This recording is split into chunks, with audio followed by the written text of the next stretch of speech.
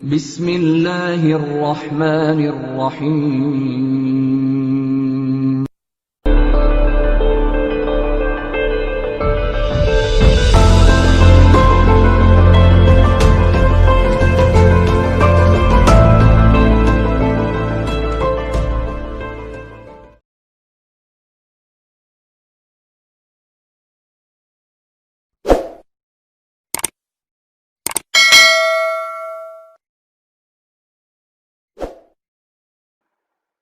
बिस्मिल्लाहिर्रहमानिर्रहीम। अस्सलाम वालेकुम। Welcome students. आज के इस लेक्चर में हम बात करेंगे टर्म्स रिलेटेड टू इलास्टिसिटी। हमारा नेक्स्ट टॉपिक है आर्किमिडीज प्रिंसिपल और उसकी डिटेल्स के बाद इलास्टिसिटी का टॉपिक है जी। आज हम इलास्टिसिटी के हवाले से कुछ ऐसी टर्म्स को डिस्कस करेंगे जो कि जानना हमारे लिए बहुत ज़रूरी है। तो students, let's start the topic. सबसे पहले हम जो बात करेंगे वो है जी डिफार्मिंग फोर्स की। डिफार्मिंग फोर्स का क्या मतलब है स्टूडेंट्स? जैसे कि आपको पता है कि फार्म का मतलब होता है किसी चीज को बनाना, और डिफार्म का मतलब होगा किसी चीज को बिगाड़ देना, यानी उसमें कोई बिगाड़ पैदा कर देना। तो डिफार्मिंग फोर्स भी इसी टाइप की एक फोर्स होती है। लेट्स सी कि इसकी डेफिनेशन क्या है। The force due to which the size and shape of a body changes is called deforming force. यानी अगर हम किसी बॉडी पे फोर्स लगाएं और हमारी फोर्स लगाने से उस बॉडी का साइज या उसकी शेप में, लेंथ में या उसकी ब्रेथ में किसी भी तरह की अगर कोई चेंजिंग प्रोड्यूस हो जाती है, तो इसका मतलब यह है कि हमारी फोर्स ने उस चीज को डीफॉर्म कर दिया है, यानी उसकी असल जो साइज और शेप थी उसमें एक बिगाड़, एक चेंज पैदा कर दिया है। लिहाजा ऐसी फोर्स को हम डीफॉर्मिंग फोर्स का नाम देते हैं। स्टूडेंट्स, नेक्स्ट जो टर्म है वो है इलास्टिक बॉडी। इलास्टिक बॉडी जो है ये किस बॉडी को कहा जाता है? तो देखें, इसकी डेफिनेशन भी आपके सामने है। If a body restores its original shape and size after the deforming force is removed. यानी अगर हम किसी बॉडी पे डिफॉर्मिंग फोर्स अप्लाई करते हैं, तो आपको जैसे कि अभी गुज़िश्ता डेफिनेशन में ये बात बताई गई है कि डिफॉर्मिंग फोर्स लगाने से उस चीज़ का साइज और शेप चेंज हो जाता है, उसमें एक तब्दीली आ जाती है। तो अगर एक बॉडी पे डिफॉर्मिंग फोर्स लगाने के बाद हम रिमूव कर दें, उसको हम उसके ऊपर से सीज कर दें, हटा दें, तो अगर वो बॉडी अपनी असल साइज और शेप में वापस आ जाती है, अपने असल साइज और शेप को रिस्टोर कर लेती है, रिस्टोर का मतलब है कि असल हालत में वापस आ जाना, तो ऐसी बॉडी को हम फिर इलास्टिक बॉडी बोलेंगे। जैसे कि स्प्रिंग या रबड़ की आप मिसाल ले लें। फॉर एग्जांपल स्प्रिंग है, अगर आप स्प्रिंग के ऊपर फोर्स लगाते हैं तो आपको पता है कि उसकी लेंथ में एक चेंज आ जाता है, यानी वो डिफॉर्म हो जाता है।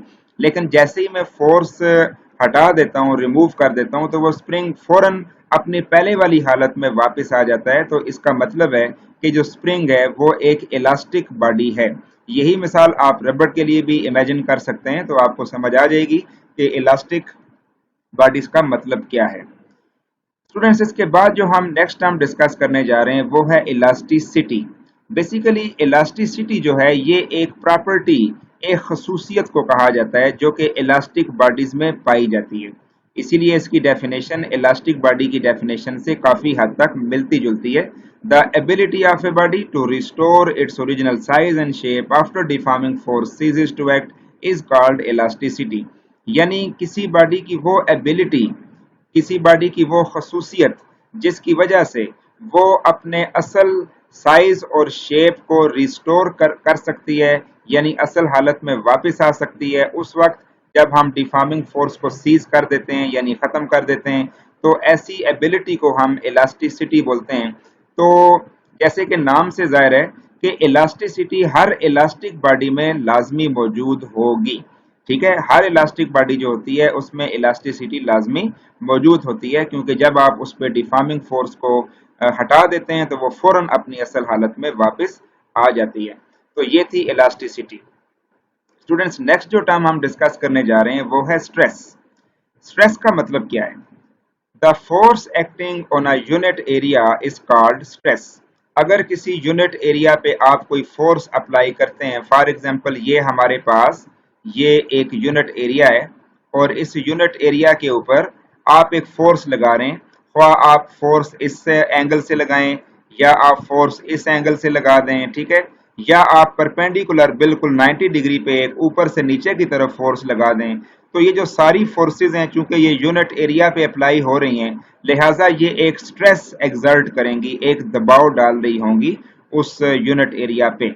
आपको पता है कि इसी स्ट्रेस की एक टाइप है जिसको हम प्रेशर बोलते हैं, लेकिन प्रेशर में एक खास बात का ख्याल रखना होता है कि जो फोर्स है वो हमेशा यूनिट एरिया पे परपेंडिकुलर ही अप्लाई हो रही हो, ठीक है। तो ऐसी फोर्स को हम जब वो यूनिट एरिया पे अप्लाई होती है तो हम उसको प्रेशर बोलते हैं कि उसने प्रेशर एक्सर्ट किया है।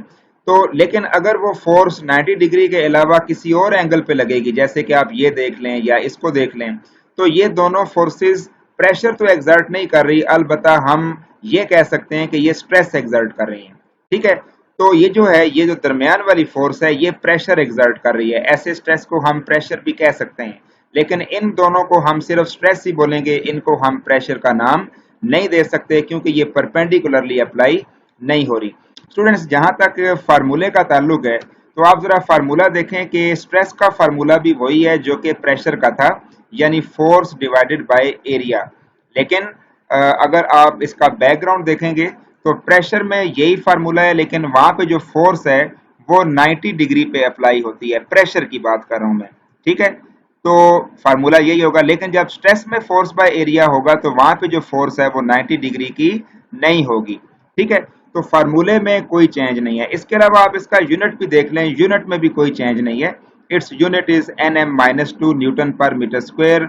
यही यूनिट जो था वो प्रेशर के लिए भी हमने यूज किया था, बट हम प्रेशर के लिए पास्कल यूनिट भी यूज कर सकते हैं, लेकिन स्ट्रेस के लिए हम पास्कल यूनिट अप्लाई नहीं कर सकते। तो ये आप कुछ अहम बातें थी इस हवाले से जो कि आपको पता होनी चाहिए। इसके बाद हम बात करते हैं स्ट्रेन की, कि स्ट्रेन क्या होती है। जी, the change which produces in size और shape of a body due to stress और deforming force is called strain.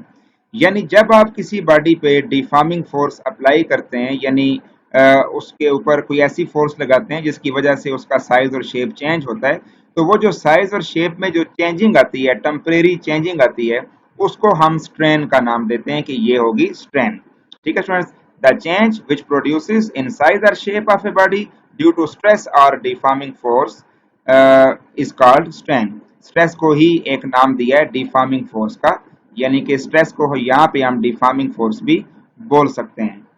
जी तो स्टूडेंट्स, इसके बाद नेक्स्ट हम डेफिनेशन की तरफ आते हैं, टेंसाइल स्ट्रेन।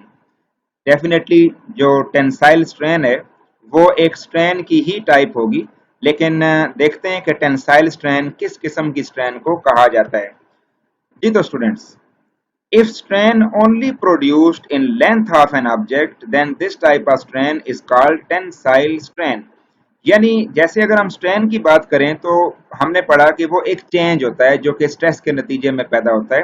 तो चेंज किसी भी तरह से आ सकता है, उस चीज की थिकनेस में, उस चीज की लेंथ में, उस चीज की ब्रेथ में, या उस किसी और तरह से भी चेंज आ सकता है, ठीक है। लेकिन अगर वो चेंज सिर्फ लेंथ में ही आएगा, अगर वो चीज सिर्फ लंबाई में ही कोई चेंजिंग आएगी, तो ऐसी स्ट्रेन को हम फिर टेंसाइल स्ट्रेन का नाम देंगे। और ऐसी स्ट्रेस को जिसकी वजह से लेंथ चेंज हो, ऐसी स्ट्रेस को हम टेंसाइल स्ट्रेस का नाम देते हैं, ठीक है। ये साथ उसको भी हम क्लियर कर रहे हैं, ठीक है। तो टेंसाइल स्ट्रेन जो है इसकी डेफिनेशन आपके सामने है। अब हम देखते हैं कि टेंसाइल स्ट्रेन का फार्मूला क्या है। स्टूडेंट्स, टेंसाइल स्ट्रेन को हम कैलकुलेट कर सकते हैं delta L divided by L. Delta L divided by L ये आपको बता रहा है, डेल्टा का मतलब होता है चेंज और एल का मतलब है लेंथ, यानी कि चेंज इन लेंथ। और एल जो नीचे लिखा हुआ है इसका मतलब है ओरिजिनल लेंथ, यानी असल लेंथ क्या थी। तो delta L divided by L को अगर आप सॉल्व करेंगे तो ये आपको जो रेशो मिलेगी ये टेंसाइल स्ट्रेन आपको बताएगी। स्टूडेंट्स, डेल्टा एल को समझने के लिए एक छोटी सी एग्जांपल ले लेते हैं कि फॉर एग्जांपल हमारे पास ये एक स्प्रिंग है, ये यहाँ पे जी हमारे पास एक स्प्रिंग है जो यहाँ तक है, ठीक है। अभी हम कहते हैं कि इसकी जो यहाँ से लेके यहाँ तक लेंथ है वो हम बोल लेते हैं कि लेट्स सपोज वो 4 है, ठीक है। 4 सेंटीमीटर उसकी लेंथ है, ठीक है। तो ये होगी ओरिजिनल लेंथ, इसको हम क्या बोलेंगे, ओरिजिनल लेंथ, ठीक है, दैट इज एल। ये हो जाएगा एल, ठीक है। अब अगर हम इस स्प्रिंग को थोड़ा सा ऐसे कर देते हैं कि यहाँ से थोड़ा स्ट्रेच कर देते हैं, ठीक है। हम इसको डिफरेंट कलर से शो करते हैं जी। हमने स्प्रिंग को थोड़ा सा स्ट्रेच किया, तो स्ट्रेच करके हम स्प्रिंग को यहाँ तक ले आए, ठीक है। इसका मतलब यह है कि अब स्प्रिंग की लंबाई जो है वो यहाँ से यहाँ तक जो है वो आपने इंक्रीज कर दी। अगर ऐसा हो कि स्प्रिंग की लंबाई टोटल जो है वो हो जाए 6, लेट्स सपोज टोटल लंबाई इसको स्ट्रेच करने के बाद 6 सेंटीमीटर हो गई है, तो फिर चेंज इन लेंथ आप कैसे निकालेंगे? चेंज इन लेंथ फाइंड करने के लिए आप सिर्फ ये वाला पोर्शन देखेंगे कि ये कितना है। तो इसको फाइंड करना है तो आप जस्ट 6 में से 4 को माइनस कर दें, तो ये आपके पास 6 - 4 जो है वो कितना आ जाएगा, 2। That is 2। ये जो चेंज इन लेंथ है वो 2 सेंटीमीटर है, ठीक है। लिहाजा अब हम अगर टेंसाइल स्ट्रेन फाइंड करना चाहते हैं तो आप ऐसे करेंगे कि डेल्टा एल यानी कि चेंज इन लेंथ कितना आया था, वो 2 था, और डिवाइडेड बाय एल, एल कितना था यानी ओरिजिनल लेंथ कितनी थी, 4। तो आप इसको जो है वो 4 यहाँ पे अप्लाई कर सकते हैं, और अब आपके पास जो आंसर है वो 0.5 आ जाएगा, ठीक है। 0.5 आ जाएगा इन दोनों को सॉल्व करने के बाद।